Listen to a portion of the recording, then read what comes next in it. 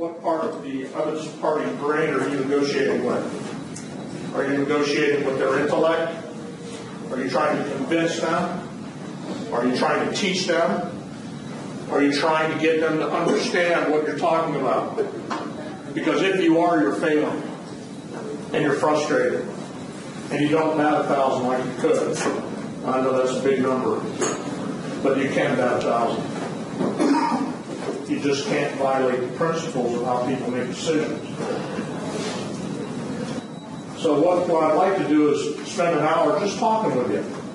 Just talk about what you're up against, what you find most challenging, and see if I can't get some things to you that will get you on a journey to discover what a system of negotiation can do for you.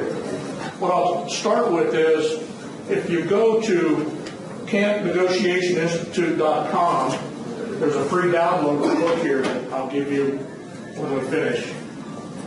And it's an MP3 player. It's for you. It doesn't have much value other than it might open your thought process. That's all we want to do is try to get you thinking. So that you once you start thinking and start discovering, you'll be surprised where you can go, what you can do. Now, we're a coaching organization in the truest sense of the word coach. Not made up. We didn't anoint ourselves coaches. We are coaches. Okay, I've got a credential. I still have it from the state of Ohio. I'm really, truly a coach. I understand what coaching is. I learned from 2 Hall of Fame coaches. Okay, so I mean that in every sense of the word. So, I'm coaching about $8 billion this month globally in negotiations. I coach the whole entire program of one of the biggest IT providers in the world. I coach their chairman, their CEO, all their senior VPs worldwide. So I've got a little bit of an idea of what you're up against with the technical world you live in. So here's the question. What do you find most challenging? What can I start to zoom in on to see if I can create some discovery for you and get you on the journey? Anybody? Well, one thing is, one client wants to take the direction. They want to tell you about this and they want to tell you about that. And it's getting the right questions, asking the right questions, and kind of reframing things and getting things back on the track that you want it on is sometimes a challenge. They think Getting them to stay on the track. Yeah. So the question is, what kind of track do you now have that you can prepare for? Let me ask this question, see if I can go to this, and I'll be right with you. So, how do you prepare for a negotiation? So now we talk about negotiation, we use that word, we throw it out there. Can somebody give me a definition of the word negotiation? Let's define the word. A discussion between 2 parties coming to a mutual agreement. 2 parties coming to a mutual agreement. Mutual. I'm going to write the word down, mutual. Does it have to be mutual? You ever made an agreement you weren't happy with? yes. Still an agreement.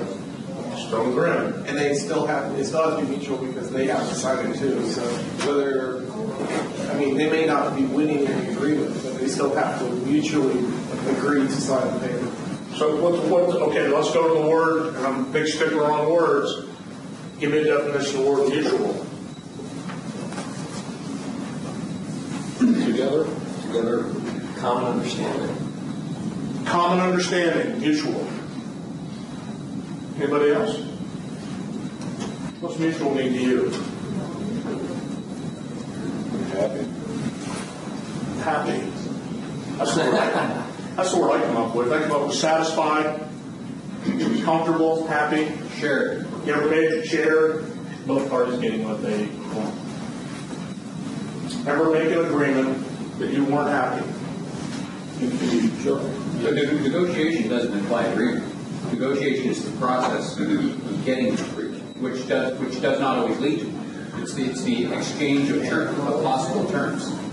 So negotiations, say that again, It's an exchange of ideas and terms for the purpose of determining if there can be an agreement. okay, let me tell you what Oxford Dictionary says. This is the best definition I've ever seen. It says the effort to bring about agreements between two or more parties, all parties having the right to veto.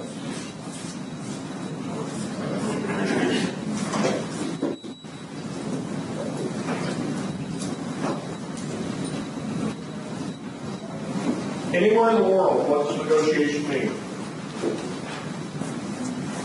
The Oxford English Dictionary says it's the effort, a human effort to bring about agreements between two or more parties, with all parties having the right to veto. Stay with me just for a second because I want to get to the path, and I promise I'll come back. How do we prepare for a negotiation? You need to know what outcome you would like to arrive at. Okay, so you know what you want. How many of you know what you want from today with me? You're in a big negotiation right now. I'm negotiating for your mind. What I want is for you to reject everything I say or embrace it. So we got to know what we want. You also have to know what you're willing to accept.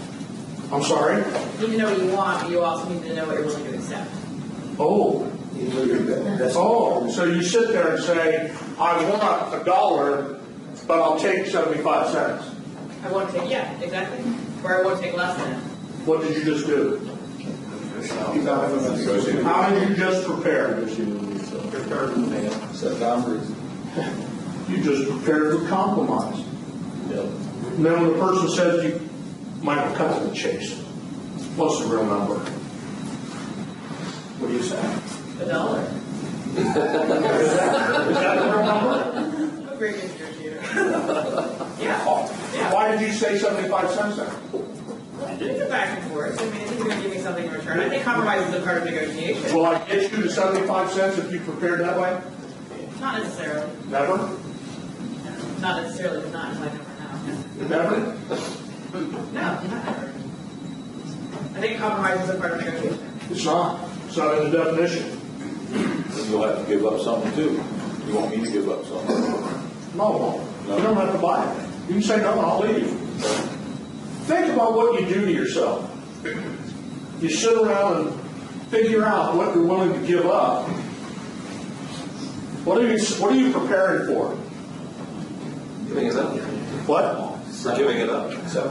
You're preparing to give it up, but what are you really preparing for? Failure. Not really failure. You can make a lot of money doing this. You can make a lot of money giving up things. What are you really preparing for? You're preparing for bargaining. Not negotiating, that's collective bargaining. That has a completely different definition. That's the art of give and take. This is the definition of negotiation. Bringing about agreements. Now, where did bargaining come from? Where does bargaining come from? Established value. Bargaining came from the Railway Labor Act. Required by law that you will bargain in good faith, punishable by imprisonment if you don't. Between organized labor and management. That's the Harvard model. That's taught in every business school in the country. Bargaining. And they call it negotiation. And they call it negotiation, and it's not. So what do you do when you go to the mainland of China? Now remember how are decisions made? Scientifically, how does the brain make a decision?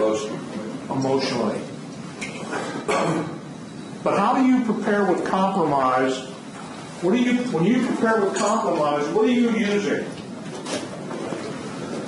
Are you impacting their emotion or their intellect to bring about agreement? You get what you want.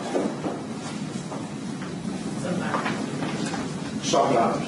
Maybe. If you're lucky. Right?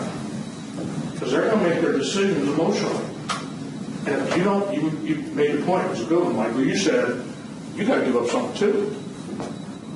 Because emotionally, if I'm going to get into bargaining and my price isn't worth my price, and I'm going to bargain it, what have I just done? Devalued it.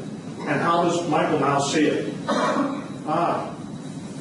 There might be more here. So we take the predator in us and pull the predator towards us to attack us.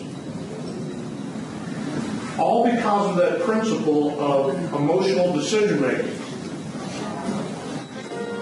Now, stay with me, please stay with me for a moment. That's nice music.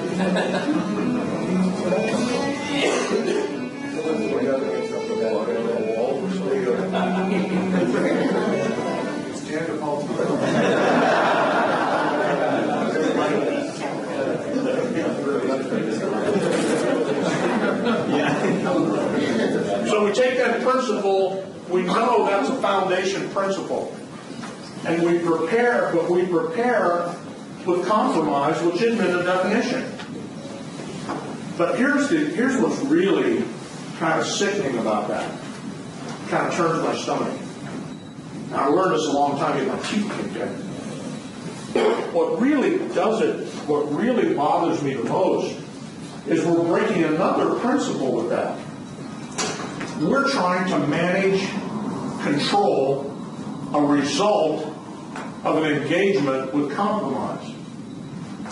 Now tell me what you can manage. What can you control in your life? Information. What can you really control in your life? Yourself. Yourself. Who said that? Randy. Yourself. What? Tell us what. It's great to say ourselves, but what can we really control? Our actions. Or what? Our actions and emotions. Acts. Can we control our emotions? They're a chemical reaction sometimes. Somebody runs through the door with a gun and starts shooting people over here. That's our emotions. Depends on whether you're a trained Navy SEAL or not. If you don't have a weapon, you're a trained Navy SEAL, you still don't have emotion. In fact, it's going to be worse because you don't have a weapon. So what can we control? Your display. Action, what we do with the hours in the day, usually by habit. Ever notice how you get up in the morning, you do one thing first, second, third? Habit, right? Activity. We can control that with habit. In fact, our parents work hard to make us develop good habits, right? What's the other thing we can manage or control?